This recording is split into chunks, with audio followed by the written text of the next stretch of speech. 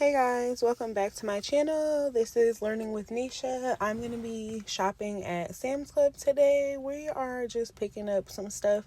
I am stocking up for the next 2 weeks to feed my family of 4. Usually I get different snacks for my kids to eat throughout the day, as well as different snacks for them to take to school for their school lunch. Right now we're looking at some Powerade, and then I'm just walking around the store going into the frozen section right now. So in this section, they actually have some beef franks, the ones that they sell at the cafe. So I did decide to get a pack of those. Those are $11.24. It does come with 12 of them inside.